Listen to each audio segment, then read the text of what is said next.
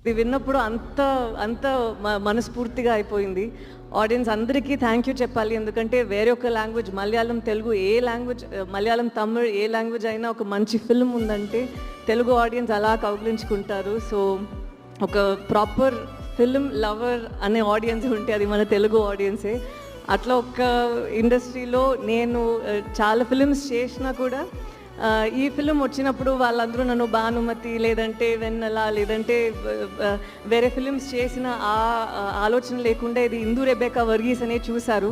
ఇప్పుడు కూడా ఇందు రెబెకా వర్గీస్ అన్నప్పుడు అందరూ అరుస్తున్నారు కదా, అదంతా చాలా బాగా అనిపించింది.